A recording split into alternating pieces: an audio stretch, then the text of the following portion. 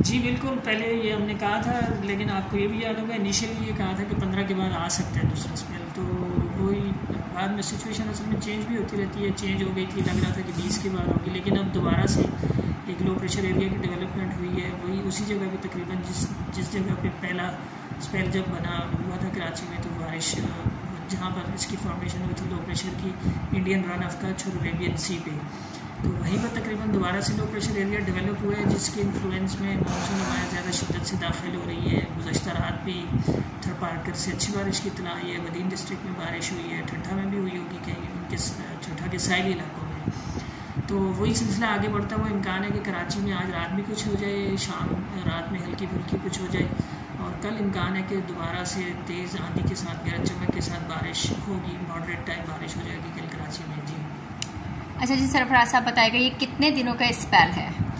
ये ज़्यादा लंबा स्पेल नहीं है, इसलिए कि वहाँ थरपारकर और बाकी सिंध के लिए तो समझ लें 2 दिन हो जाएंगे। गुज़श्ता कल से उधर शुरू हुआ था, आज भी रहेगा और कल भी किसी किसी जगह में होगी, तो वहाँ पर तो 2 से 3 दिन का है।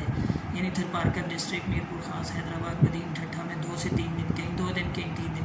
कराची के लिए 1 आध दिन या 1.5 दिन ही है कि आज रात से अगर ये सिलसिला शुरू होता है और कल दिन या कल रात तक रहेगा ज़्यादा से ज़्यादा। ठीक है, आने वाले दिनों में मौसम की क्या सूरत हाल होगी? दर्जे हरारत कितना रह सकता है?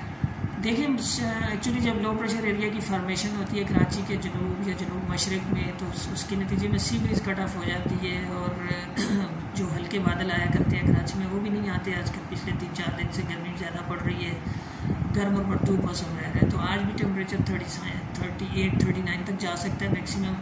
उसके साथ साथ रतूबत भी बहुत ज़्यादा है। इसी तरह आने वाले कल को भी टेम्परेचर 38 से 40 की रेंज हमने दी है, इस दौरान रह सकता है, इतना रह सकता है। और उसके बाद फिर शाम में बारिश इम्कान है, बारिश होने का, डस्ट आम आने का, बारिश होने का, तो फिर टेम्परेचर कदरे कम हो जाएगा। लेकिन परसों फिर दोबारा से चूँकि लग रहा है कि स्काई क्लियर हो जाएगा, लेकिन चूँकि इसकी सर्कुलेशन मौजूद रहेगी इस सिस्टम की, तो उसके नतीजे में सी ब्रीज़ स्टिल परसों भी डिस्टर्ब रहेगी और गर्मी ही रहेगी। अलबत्ता 19 से फिर बहुत बेहतर है कि साउथ वेस्टर्ली फ्लो ज़्यादा होगा, हल्के बादल होंगे और मौसम बेहतर हो जाएगा फिर, और रात में या सुबह में हल्की बूंदाबांदी रहेगी।